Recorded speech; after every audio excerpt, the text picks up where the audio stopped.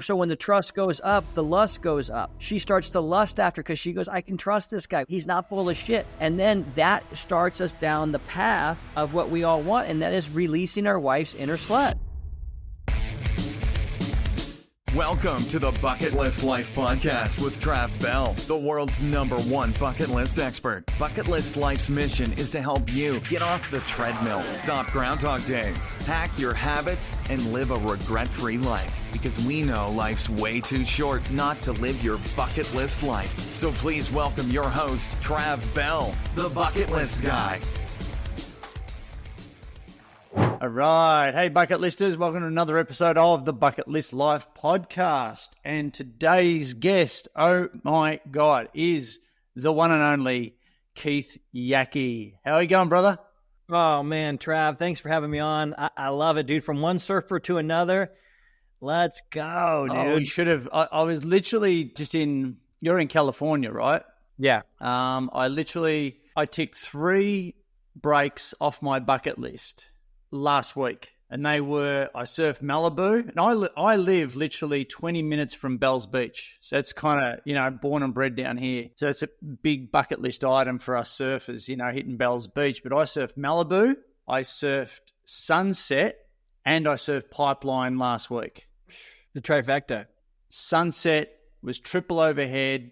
I went out with a crazy mate who's also got a jet ski. He does tow-in surfing. I had a bad shoulder when he suggested it, not. But I surfed Sunset triple overhead. I was shitting myself. I was undergunned. Did you make it? Did you end up landing any? Well, I got a few. But the old ego used to write the checks the body can't. The ego's been writing checks the body can't cash for a while. And so I had to sort of park the ego, and I got put in my place pretty quickly over there. So anyway. I love the fact that you're checking off shit on your bucket list. That's got to be, that's such an epic human thing to do. Well, that's the whole thing. I mean, we've only recently become mates, and for the last 13 years, I've been known as the bucket list guy. So my whole thing is actually just crossing stuff off my bucket list. And I've done the book, done the TED Talk, do the keynotes all around the world, 6, 7 continents so far. Still waiting for that gig in Antarctica, mate, if you know of anyone. And, underneath it all, it's positive psychology. Same sort of stuff as what you do, but in a different way. But, it's about helping people live a life of no regret and live a happier, more fulfilled, more meaning-filled life, right? But, yeah, man, you got to push the envelope, and that's exactly what you've been doing. And just off air, I told you I got a Tesla recently, and my podcasts are saved there. And instead of having 25 different podcasts saved as your favorite, I've got 5. And The Married Game is one of yours. And it's fucking funny. You and Jesse are a dynamic duo, I tell you what. And you really get into the weeds, bro. And I can't wait for this conversation. I like getting into the weeds. I like knowing what's real. You know what I mean? As probably you do too. I sense that energy from you in major heaps. What is great is the fact that you are real. It's straight talk, no BS. So I don't even know why I'm saying BS when I've already said fuck. So anyway, when you come into a country, say Australia, I know that's on your bucket list. We fill out these incoming passenger cards, and you got to put occupation. What do you put on yours? That's a really great question. I always just put self-employed. But what I tell people I do is I teach guys how to get their wives to want to have sex with them again. Fuck yeah. Yeah. I say I solve DDS, and that's dry dick syndrome. Oh, mate, say that proud and loud, I tell you, mate. So say that again. You help guys what? I teach guys how to get their wives to want to have sex with them again. Or I also tell people I just solved DDS. And they go, what's that? I go, it's dry dick syndrome. Married men. I mean, I do help single guys too, but it's mainly married men I'm working with. And that's why we called it Married Game. Is like, dude, married men need to understand game more than even single dudes do, because a single dude, he's got a million options. A married dude's got one. Yeah, they got even more options these days. Let's reverse engineer how you arrived at that. What's the quick backstory? I know some of it for the listeners because I think we've just got their attention. I know a lot of guys. I've just turned 50 last year, and so some of these questions that I've got for you are going to be kind of personal. But I think everyone goes there for themselves and asks you those sort of questions. But let's reverse engineer. How did you arrive to being the married game guy?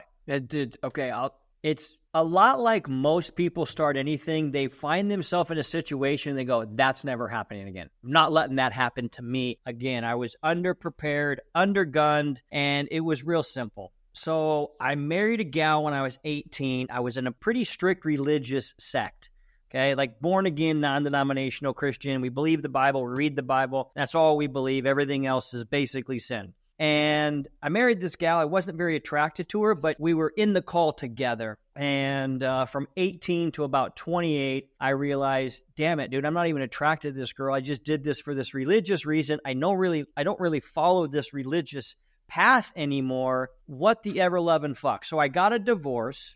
And when I went out to start dating again, I met this beautiful bartender. And basically after a couple times meeting, I go, well, dude, we kind of like each other. We should just go have sex one of these days. And she was like, well, you clearly don't understand how this game works.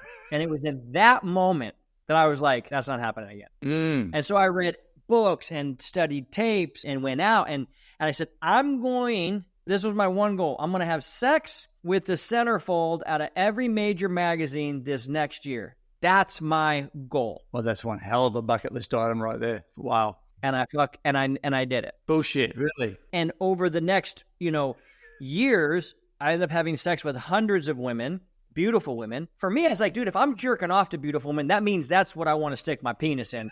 So I want to go actually be able to land these creatures. How do you land these creatures? You okay, Trav? Keep going. Keep rolling. Forget me. How do you land these beautiful creatures? Because clearly that's what I like. Someone's got to do it. Someone's got to do it, man. And I figured, well, might as well be me. So I really put a lot of effort and intention on figuring out game. Really, what is it? Like, I didn't want to show up to the basketball court with fucking football cleats. I wanted to understand at least what sport I was playing, understand the rules, and then, get the traction there. So in the process of having sex with hundreds of women, I finally met Jessie, my current wife right now. And we hit it off swimmingly until we didn't. And basically almost 8 years ago. Yeah. We'd been together for about 5 years, had a kid. The kid was 1.5, almost 2. And Jessie lowered the boom on me and just told me very simply, you run your business, come home and talk about your business, and you fall asleep on the couch. That's not what we signed up for. Yeah, right. Basically, you're neglecting me. I didn't cheat on her or beat her or anything like that. The word she actually used was, I'm going to help us move into our dream house, which is what we were doing. She goes, but I'm not staying.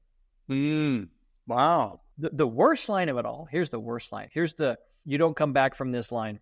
I believe that my life and our daughter's life would be better without you in it. And this is 5 years into marriage, did you say? 5 years into it, yep.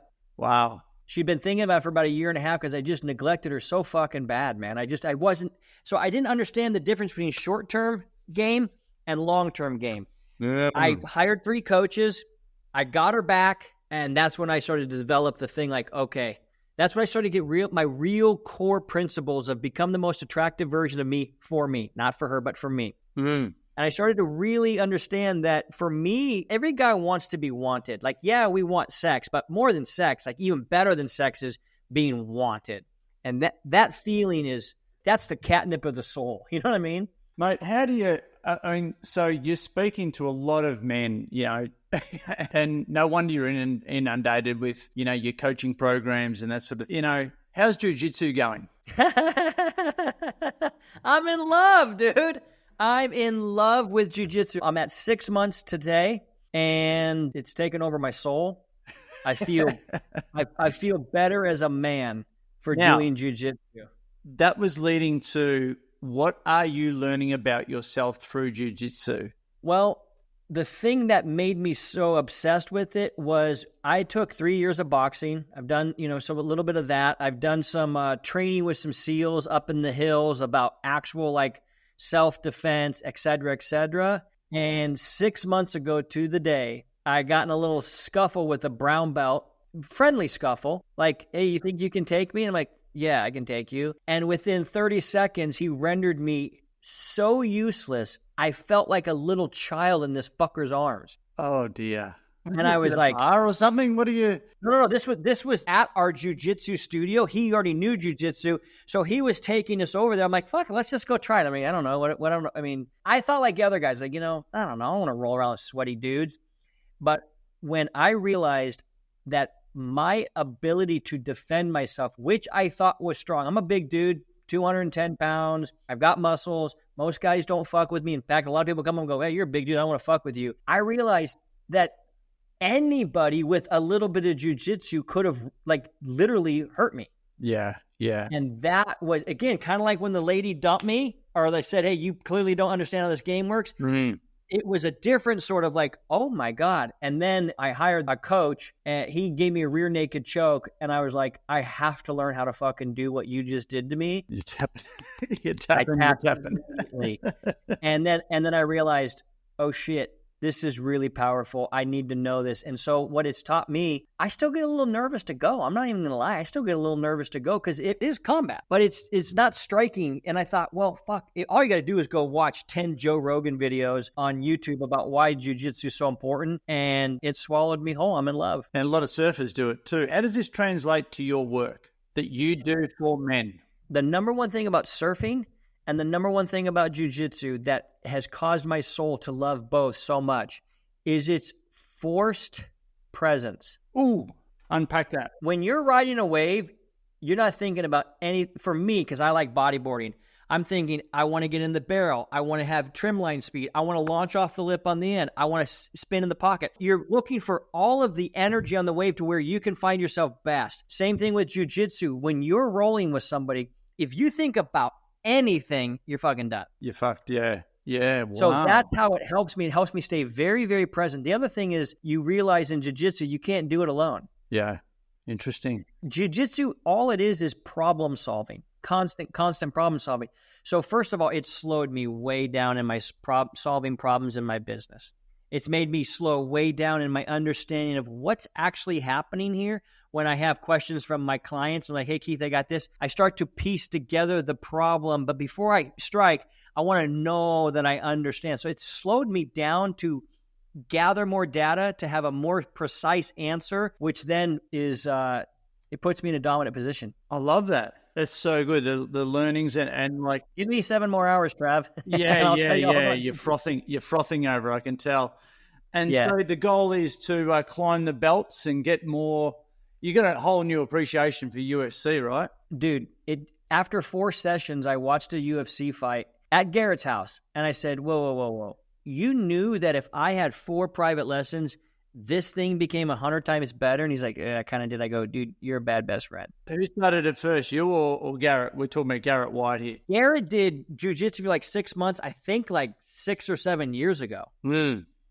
And I just got into it on my own, started taking lessons, and then I happened to be at his house watching a UFC fight. I'm like, bro, did you know? He goes, I know, right? I go, everybody's got to do this. This is why I started the fight club or fight camp, and I took that 13 guys. I took them all over to Orlando. When did you do that? It was only a few weeks ago, yeah?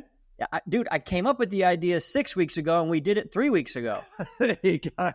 Tell me about that. Bucket list, baby. Yeah. What is it? Dude, when you wrestle with your friends, you bond with them. When you roll with people, you bond with them. So when we have our Married Game Live event, which happens to be this Friday, we all take them out to roll for an hour with each other, because when you are pushing up against people, it's powerful. So when we went to Florida, I just started this fight camp thing. I'm like, you know what? My buddy's fighting Junior Dos Santos for the heavyweight title in Game Bread. So I took my best friend, his son, my wife, and like 5 or 6 other friends, and I brought our grappling coaches out with us. Oh, very cool. Yeah. Very cool. Oh, wow. Hey, look, I'm a 50-year-old guy. I'm in a relationship, got kids, got a business, but things are flatlining. Where are most men when you meet them? They have an awareness that the sexual activity in their relationship has become either non-existent or no longer passionate. So the indicators go from daily banging to weekly to fortnightly to monthly to maybe then special occasions? That's one guy.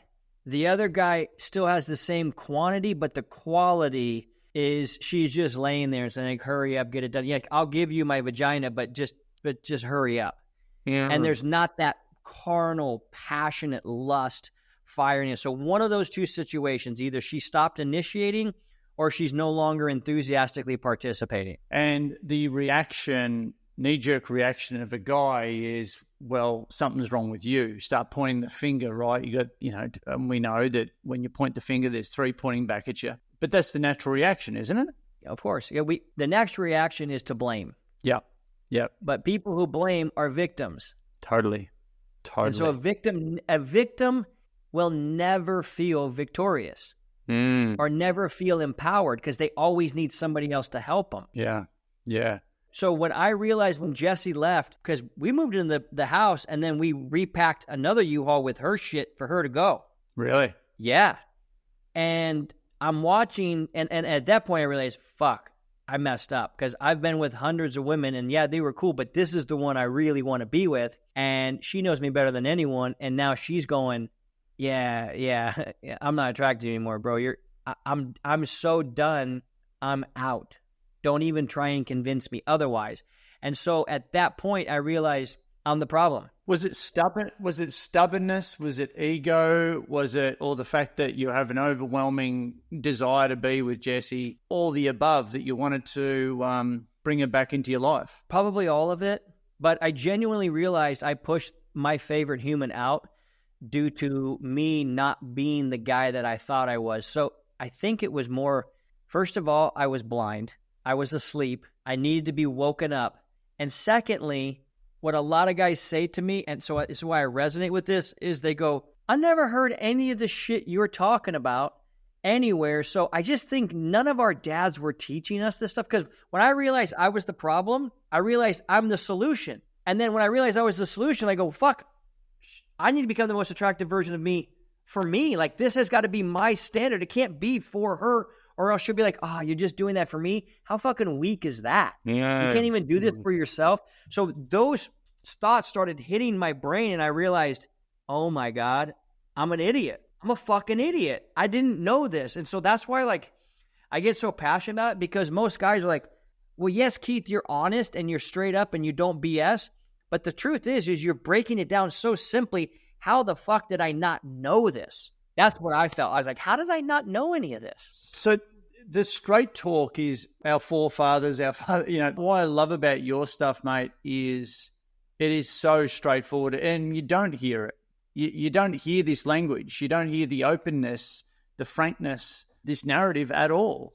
So what do you do with guys, 50, haven't been laid in a while, business, flatlining? What do you do with your students? How do you get the game back? First of all, I got to ask them what they want. What do they want?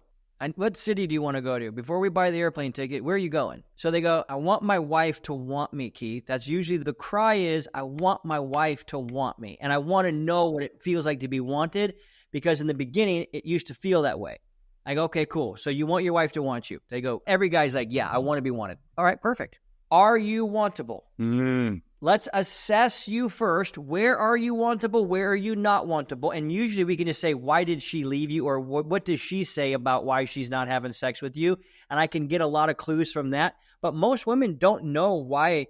Like, they say stuff like, I love you, but I'm not in love with you. I just don't have as high a sex drive as you. It's not you, it's me. And they come up with all a bunch of excuses. And the guy's like, yo, whoa. We didn't have to have all this conversation back when we first started hanging out. We just have sex. It was just a thing.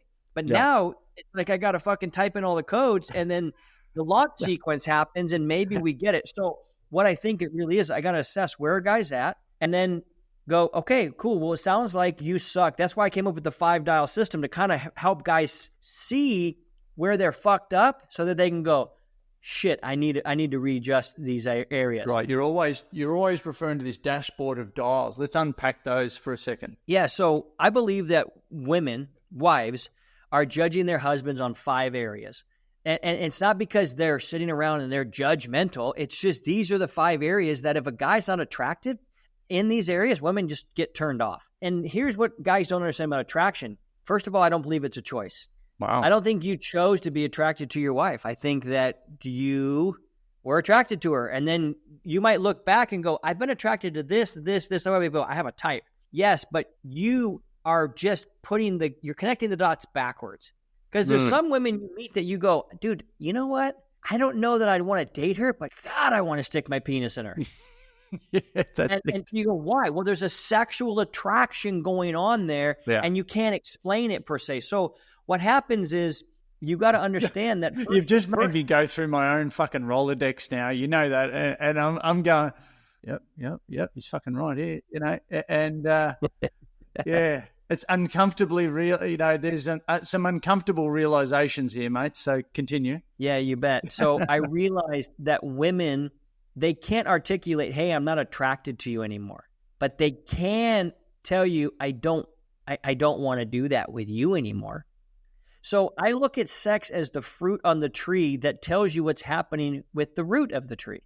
So if the sex starts to go away, we've got their attention. Sex is a great temperature gauge of how hot the marriage is. If there's very little sex or it's not that passionate, all that. So that's where I came up with these 5 dials, just very simple. So guys can look at it and go, oh, I'm fucking that up. Oh, shit, no wonder she's not attracted to me anymore. And if they're brave enough and man enough to go, I've become unattractive, we can simply help them to start with the steps to start to become attractive. And that's why I came up with the 5 dials. Yeah, let's go. Let's quickly give it a summary of what those dials are, man. All right, I'll go through it quickly. First dial is the parenting dial. Most guys don't show up as that great of parents. And here's some telltale signs when they talk about, you know, do I have to babysit our daughter this weekend? It's like that. If you're looking at your job as a dad as a babysitter, you're kind of fucking things up. Here's the bottom line. Women love their children more than their husbands, 100% of the time. Here's how I know it. Because moms divorce dads. They don't divorce kids 100% of the time. So if they love dads more than kids, they would, it's just not the way. So a guy's got to understand, dude, I got to be a good dad. First of all, just because that's what a good dad does. But secondly, your wife's like going, is he a good dad? No. I spent 9 months baking this bun in the oven and then delivering it. And he's like, whatever. So I was such a bad dad. My wife said, I don't even want to have a second kid with you. That's dial number 1. Oof.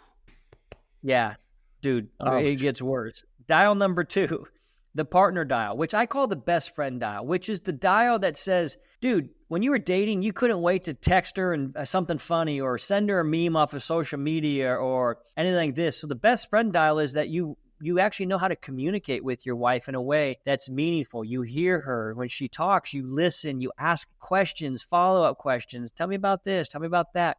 You check in, you care. They know whether you're checking in or not. That's the second dial. Yeah. My wife said I felt more lonely in our marriage than I would if I was single. Repeat that. My wife told me before she left, I'm more lonely now being married to you than I would be if I was single. Ooh, that resonates. I fucked it up so bad, dude. That resonates. And I know I've heard that. And we just spoke about, you know, different groups that we're both associated with. And the amount of fucking times I've heard that, dude, is scary. How lonely people are, even though they're in a relationship, girls and guys.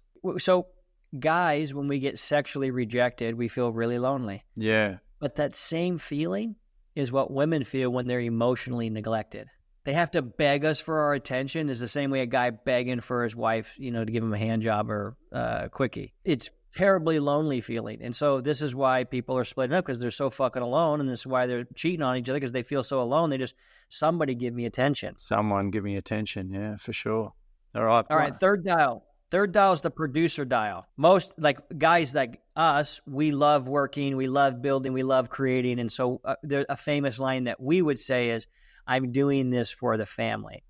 When in reality, my wife's like, but you're never here, so you're full of shit. Fuck. That's so, it's such a hypocritical way to do life, isn't it? You know, a lot of guys are like, I'm doing this for the family, but then they work fucking 10, 12-hour days. Yeah. It's fucking bullshit.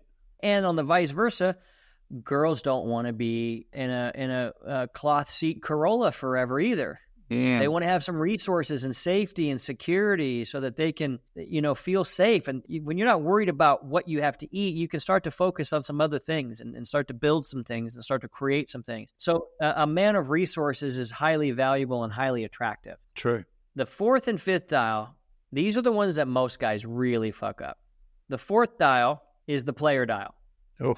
And as the name of the dial sounds, it just means being playful. Like the quote, the great American poet, Cyndi Lauper, she said, girls just want to have fun. Yeah. And so when people start dating, everything's fun. Oh, I'm feeling a little sick. Let's go to the store and get some Benadryl. Great. It's a date. You know what I mean? Yeah. And then into marriage, like, hey, do you mind grabbing this? Get it yourself. What, you don't have legs? And you're like, Jesus Christ, bro. That's your fucking best friend. So when it comes to playing, being playful, being fun, being in shape, understanding game, understanding the psychology of a woman. Why they're not just little men. They think differently, dude. They act differently. They process differently. Their goals and excitement are different than ours. So, and the best way to explain this is I ask, most guys are like, dude, man, when we were dating, sex was amazing. I go, oh, cool. When's the last time you went on a date? They're like, we don't really date anymore. I'm like, well, then that's why you don't get a lot of sex. Yeah. So I always just go, well, what would you do if the hot girl from high school that you love, what if you were single right now and she asked you on a date? What would you do? That's it. Most guys like, they date their wife, like, well, go to Home Depot and pick up some, parts for the house and then swing through Chick-fil-A and it was a good date. It's like, no, bro. That's why you're not getting more ass on the toilet seat, because you, my friend, are boring as fuck. You're no longer fun. You're not playful. You don't go on dates. You have no ingenuity towards anything playful or fun at all. So now she's stuck with this boring-ass fucking roommate with a broomstick broke off in his ass, and you expect her to be like, I can't wait to fuck him. Yeah. That ain't gonna happen. Oh, wow. That's that one. Being in smelling good, brushing your teeth. Fucking taking responsibility. Yeah. Fuck. So we got being wantable. And then lastly, did you want to ask a question on that, or do you want to hit the last one? Producer, parent, player, what was the first one? Partner. Last one. And then the last one is power. Ooh. Unpack that for me. Standing in his power. And it's the most simplest, basic rule is simple. It's this. Do what you say you're going to do when you say you're going to do it without fault, as best as you possibly can. As soon as I realized I was late, I'm like, hey, Taylor, text Trav, let him know I'm running late. Because so out of courtesy, because I care about being on time. And if I can't do it, I got to let people know, hey, I'm running late, but my word means something to me. I want you to know. Integrity. Yeah. Integrity. But here's the thing is most guys are like, dude, my word's my bond. Like, no, it's not, you motherfucker. Yeah. Because your wife asked you to hang that painting on this in the hallway a month ago, and you said, yeah. And you never did it. And so what happens is most guys are like, yeah, I'll be home at 5, and then they're home at 5:15. And hey, I thought you were going to stop by the store. Oh, I forgot. Hard day at work. Blah, blah, blah. It's like, yo, whoa. She doesn't trust you anymore. And when the trust goes down, the lust goes down. Wow. Yeah, and that's the thing, like these can, these little 1%ers can be the whole game, right?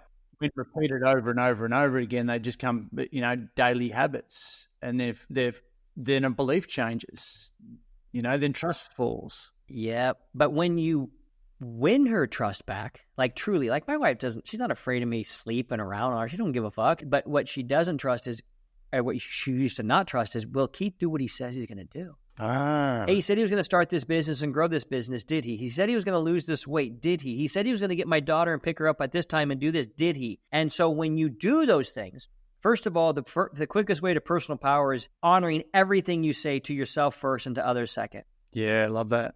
So when the trust goes up, the lust goes up. She starts to lust after because she goes, I can trust this guy. What he said, he's not full of shit. And then that starts us down the path of what we all want, and that is releasing our wife's inner slut. There it is.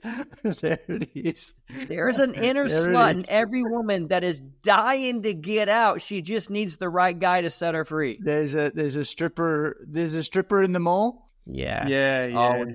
This is my podcast too, and so there should have been like one of those parental warning stickers on this one, but fuck it. So where's out of those 5 dials, where do you see, Keith? Where do you see the biggest discrepancy, the biggest gaps? I would have told you in the player and the power dial, but recently I struggled with the partner dial this last December. And I think it's easy for a guy to forget that his wife's his best friend, meaning this is where they usually go wrong. They want their wife to do all the fun shit that he wants to do rather than go, what do you want to do? And really see her like a partner and a teammate. Because my wife likes watching TV. I fucking hate TV. If she's not here, I'd rather read a book, study online. I'd do anything than watch TV. But she comes to jiu-jitsu with me and watches me surf and watches me do all these fucking things. And I can't sit down and watch a TV show. Here's why she wants me to watch a TV show with her. She wants to have a best friend that she has an inside joke with. Yeah. That has something to talk about other than expand the kingdom and grow the business. She's like, Keith wants. Yeah. So what sort of results are these guys getting, mate? Like you've graduated so many people, you work with so many clients, and this is a global game too, not just an Australian, North American thing or English speaking or white man's thing. It's nothing like that. It is a global predicament that I dare say a lot of guys find themselves in, right? So what are the kind of results that you've been seeing? I'm really interested to see how you've, changed some lives here. I'll give you 2 stories with some of the craziest results to really get guys to drop their jaw and go, what the fuck? How is that possible? We had a guy named Jason come into our program a little over a year ago. He and his wife had already filed and signed the divorce paperwork, but in the state they were living, they were just waiting for it to happen. Oh. And they reconciled. And as about 3 weeks ago, he said, we had sex 8 times this week. Fuck. So there's one. Another guy. I love your metric. What I love about your metric, it's like, are you getting, before, not getting laid, after, getting pussy. Yeah. Job done. Exactly. Oh, I wish I had that metric in my business. That'd be cool. Yeah. I've got to work it in there somehow. Here's the other thing. Yeah. Well, you do. How many items are on your bucket list and how many did you scratch off since we've hung out? Well, that's it. Yeah. Yeah. No, we're always checking in with the tribe. That's for sure. Yeah. Okay. So another guy, his wife, I was speaking at a mastermind on a Zoom call and a wife was on the thing and ran and grabbed her husband and said, hey, sit down and watch this motherfucker. Really? I jump on the phone with him. 2 days later, he signs up, comes in the program, and within 10 days, the wife leaves him. Fuck. Gone. What? I'm out of here. Fuck you. We're getting a divorce, you piece of shit. Whoa. Oh, that went south. This has happened many times. That got dark quick. Well. And I go, cool, no problem. So now, rather than just get the sex back, we're trying to get the ex back. Is that correct? And before you can get the sex back in your marriage, or before you can get your ex back from your marriage, we got to get your ball sack back and we got to get your backbone back. Whoa. Meaning you got to become that dude again that is the man that they fell in love with. Not the, what do you want? What do you need? Oh, I don't know. Oh, be a fucking man and go, hey, we're chicken or steak? What are we doing? Oh, you want Chinese? All right, we can go there. But I'm not going to like, what do you want? I don't know. What do you want? I don't know. What do you want? So here's what happens. He becomes attractive for himself, not for her. He's not trying to get her back. He's trying to get himself back. It's all ownership, isn't it? 100%. And guess what? He just reported 2 weeks ago. I'm gonna post these. I want to post these beautiful testimonies here real soon. I see him on one of our calls like 2 weeks ago. I go, yo, Justin, what's up? I haven't seen you. He goes, yeah, I got something to report. I go, what is it? He goes, well, she came back and we had sex 10 times this week. Wow. She's head over heels for me. What a fucking roller coaster. And I was with him through the whole fucking thing. Wow, dude. That's got to make, like, as much as we laugh about it, like, that's got to make you so, fulfilled in what you do, right? Bro. Listen, I was in Vegas with some of my bros from the Ascend Brotherhood. It's a little mastermind I have where we go do a lot of fun shit. And we were hiking in the hills and shooting. What happened? Oh, yeah. Yeah, come on over, man. It's epic. We were in the hills hiking, and then my buddy owns a machine gun shop in Vegas, so we were shooting all sorts of cool machine guns. There you go. And then we all went out and were hanging out and having a good time. And dude, this guy, he comes up, he's like, yo, what's going on here? I go, we're just a bunch of dudes hanging out, having a good ass time. And what happened was when these guys get themselves back and they go, I'm the most attractive version of me for me, that's when women go, that's an attractive dude. Yeah. Can totally see that. Here's the point of that story. We were in line at the Wynn at the buffet, and a guy walks up behind me and he goes, are you Keith Yackey? I go, yeah, what's up? He goes, I'm a diehard listener of your podcast, and I thought I recognized your voice. Can I tell you something? I said, sure. He goes, in 27 years of me being married, my wife has never woke me up in the middle of the night and sucked me off. And he goes, but because I've been putting your podcast into work for the last 3 months, she's done it multiple times. Dude, you're not sharing your testimonials nearly enough. I'm going to see, I want to see a really happy couple and that line, now she sucked me off in the middle of the night. Thanks, Keith. I can see the late night infomercials right now, mate. Yeah, it's fucking real, dude. This thing that I'm talking about is so real, man. It really, and guys might be listening to this going, what the fuck? How is that possible? It is possible if you become that guy. You know what's cool? You're not saying, oh, we've got our spark back, our connection. It's like, no, I'm getting laid and I'm getting sucked off. And this is the result of all that reconnection, and that's real talk. That's why I love it, bro. So the wives, the girlfriend, the partner, great responses. How is this different to, the pickup programs that a lot of NLP, neuro-linguistic practitioners, of which I am one, who can use NLP for good and for evil? And I'm kind of referring to The Game by Neil Strauss. I'm sure you're well aware of that. And these, pickup communities. And I've got friends that are dating coaches and this sort of thing. How is this different? Well, first and foremost, if I'm talking to a married dude, the context is different. So that's how it's different. Number two, and more importantly, because, there's guys that come through our program and realize, dude, this lady, I married the wrong lady. And he is on the rise and she's like, I don't want to have to now take ownership of my life. Fuck you. And so he goes, okay, well then you don't get to ride co-pilot and shotgun in my life if you're a raging bitch. Like, fuck you. Boy, yeah. But I've been divorced as well, mate. Like straight up, I've been divorced and we outgrew each other. Let's just say one of us, me, more abundantly minded, and someone was happy with the status quo. And that's what happens with guys. So when they come in, sometimes they go through divorce and they go, okay, well, now what do I do? Well, it turns out a provocateur on the streets is a valuable commodity for these women. And so I do show them, I go, listen, it's not about a pickup, having a line or being a pickup artist. It's about being the real fucking thing that women are truly, genuinely attracted to. And in a married context, you already know you're her type. She said yes to you. Yeah, for sure. So here's the mechanical thing that happens. If a guy's married and he's suffering from dry dick syndrome, here's what's going on. She, at one point, had these attraction feelings and chemicals flowing through her. Mm-hmm. He either stopped doing attractive things or he started doing unattractive things, and that level of whatever that thing is just started slowly leaking out. And to where she finally finds herself going, I love you, but I'm not in love with you. I just don't think about sex like you. My libido's not like you. We're just off. I'm sorry, blah, blah, blah. I know it's important, blah, blah, blah. And it becomes this thing. But the fix is the same mechanical, biological processes when you start to do attractive things like for real and you stop doing unattractive things, the chemical starts to fill back up. And then here's what most wives say. I don't know why I fucking feel this way again for you. I don't know what happened. Like, we know what happened. It's called attraction. Motherfucker. Yeah. No, totally, dude. Like, tell me about the bigger problems these days. We've got roles, a man's role.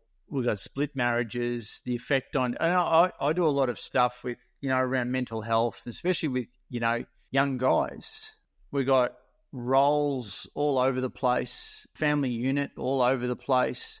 We've got distant fathers. We've got split marriages. We've got the, hyper masculinity now too, where you've got, all these, somewhat SEAL programs, going on, and guys with beards and tats, and you and I got tats and beards. So, but the hyper masculinity, the Andrew Tates of the world, etc. How does that all play into some of the problems that are going on with men right now, if at all? The quick answer to that is men have been shamed for being men for the last 50 years, so they don't know how to be a man again. There it is. So, like, women go, I just had this happen the other day. A lady asked me, she goes, well, how do I get my daughter to not be into soy boys and to be into masculine men? I said, you don't have to do anything for your daughter. Once your daughter experiences a real man, she will never settle for a fucking soy boy ever in her life. So it's your job as the dad to be that for her. Be masculine, but unlike our fathers, be open to emotions and have control of your own. So to be masculine is to be emotionally. When guys are yelling at people and going crazy and going off, I just go, oh, there's a man that's lost his emotional control. That's not what it means to be masculine. That's what it means to be a fucking toddler throwing a tantrum. Yeah. Wow. So I think it's that simple. Listen, here's what I know. If a guy truly acts like a dude, meaning he's the most attractive version of himself for himself, her response does not dictate his standard. He has high standards with her or without her. There are an abundance of women out there going, I want a man like that who can lead me and be a true leader and be a teammate. So if a guy goes, dude, if I act like a leader, women are going to be intimidated by that. The women who are intimidated by that, you don't want anyway. Ooh, there you go. So don't be mad that the crowd that you don't want to be with doesn't like you anyway. That's a good fucking thing. This hits my heart, man. Like, I've got to say, I'm a stepdad to 3 boys, 2 twin boys who are 17 going on 18. Yeah. And I love them to death. And they live with me. Another stepson, who lives out of the house, and he's, 26. Showing them the example of which I've tried to do, as best as I possibly can in their, in the time that I've been in their life. It's been so important to be the example, Been to jiu-jitsu with them. They do jiu-jitsu. We do weight training together. We work out together. We talk about feelings. We're very open with each other. And I've done enough of this, hopefully, psychology coaching work myself, personal development stuff myself. But it's not about telling them how to do it. It's about being the example for them to follow. You don't teach by telling them. You teach by showing up, right? And that's what I love about your stuff. You're basically telling blokes how to be the example, and the world loves that. The beingness is the thing. Very cool. Becoming a provocateur, a man who provokes his wife to lust after him, is a being thing. It's not a what do I say? Yeah. What do I say feels to me like pickup artist, and that's fine. A provocateur is everything a pickup artist is portraying himself to be, but he is in reality. And that's harder. It's harder to get, and it's harder to become, but the rewards are way fucking better. Love that. Dude, I'm going to wrap it up now, and I'm going to ask you some bucket list related questions. What are the top 3 things on your bucket list, on your future bucket list? Oof. And what does it, I'll throw this one in with it. And what does, the namesake of the podcast here, what does a bucket list life mean to you? For me, I wanted to get you on because I believe a bucket list life is a fulfilled life, loving partners around you with, you can't be out there running around the world. And it's pretty sad doing a selfie from Machu Picchu versus doing it with someone that you love, that you're passionately in love with. And that's why I want it, you really bring that pillar. And that's, for me, a bucket list life is a real fulfilled life with, great people around you, intimate partners around you as well. But what are 3 things on your bucket list, and what does a bucket list life mean to you? Okay, so there was a competition. It was a writing contest in England about 50 years ago, and it said, in 50 words or less, write down what the fastest way from point A to point B is. And the winner of the competition won with 2 words: good companionship. The fastest way from point A to point B is good companionship. And that's what you're talking about. Machu Picchu, I'll travel anywhere. Dude, I traveled to Costa Rica, fucking epic surf trip with my best friend Gare and a couple buddies. It took us a long fucking time. If you've been to Costa Rica, you land in, then you drive through the woods for like ever, and jungle, probably appropriate term. And it's just a long fucking haul. But once you get there you're with your good buddies, you're like, we're having a good time. So my bucket list item, to live a bucket list item, is going unfettered, unlimited, unrestricted in towards a life of things that you want to do because you really want to do them. And the ethos of that is, I'm doing this because I want to do it. I don't care what anybody else wants to do. I'm doing this because I want it. Like, jiu-jitsu for me is all because of what it does for me. Surfing for me was all because of what it does for me. My wife and I's relationship is because what I want. Maybe not every guy wants what I want, but I want this. That's why it was important. So it's the life of willing to go after the things that you really want is what I think the definition of a bucket life is. Love that. Yeah. Now, bucket items for me, I'll be candid with you. I haven't thought in terms of this. So you're going to get really off the cuff stuff. And I'll give you one. Black belt in jiu-jitsu? No. The belts don't mean anything to me. Okay. I didn't get into it. I just told my coach, I want to be harder to kill and I want to be able to kill. And he said, no problem. That's a good. That was the reason I did jiu-jitsu. I don't give a fuck about the belts. I do no gi. I don't give a fuck. I want to be harder to kill. And I want to be able to kill people with my bare hands. Because for me, that's what an apex predator actually means. Is you can kill somebody with your bare hands. I can do that now after 6 months. And I've rolled with enough guys and made them tap to realize if you don't tap, you're dead. And that's a very good feeling for me. So I would say my bucket list in that, dude, a black belt would be fun. And it would be fun to be able to tell people in black belt. But it's more about the skill acquisition and being able to be confident in my skin in that. That's what was meaningful for me. But here's something I'm going after. And my friends call me this. I actually made them change this in their phone for my contact, and it's Helicopter Keith. And it's even on my phone right now. Hold on one second. Jesse Joy, I'm on with Trav Bell on the podcast. I'm going to be done here. We're wrapping up. I'm giving him my bucket list shit. Are you still out? Are you going to meet me at home soon? Oh, that's perfect timing. Okay. I love you. Goodbye. All right, I picked up my phone because I wanted you to see what was on it. Helicopter Keith, there it is. This is real. Love it. I've been obsessed with it for the last 6 months, and I want to be able to jokingly and seriously say, remember when we drove in cars? Remember traffic? Oh, that was fucking horrible. Because I just land in my helicopter in my backyard, and we go where we want, land where we go, and we don't sit in traffic. That, to me, that's fucking cool. Very cool. So I want that. Very cool. Have you taken lessons? I don't want to fly it. You don't want to? Oh, really? Nope. Just own the thing or have a driver. Driver? If I want to find some fucking dude that has like combat experience and can handle these things so that like I wouldn't want to drive a Rolls Royce. I want to sit in the back with fucking Alfred up front. You know what I mean? True. That reminds me. I want someone to fly me. I love that. Funnily enough, I stayed with my mate who over in Hawaii. I'd surfed Hawaii the other day. He's got a house on the north shore, south shore of Oahu. And he is a private pilot to a billionaire. The billionaire, well, he's a 78-year-old dude who invented the pregnancy piss stick. And he's done all right. So this guy, he occasionally flies his jet. And Andy, my mate, is his private pilot. So he is that guy up the front. And I can see you down the back. I love that. That is a bucket list item, and I can see that happening. Last question.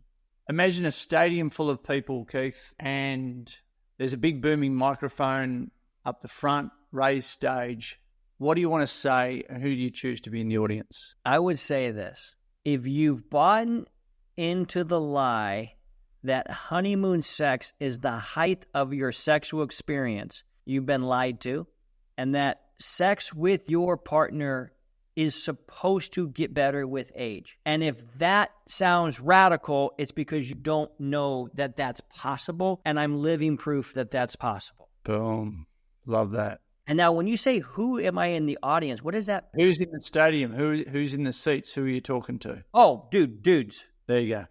Married dudes. Married dudes that are thinking, my wife used to suck my dick and it hasn't happened for 7 years and I don't know why. I feel trapped in a prison.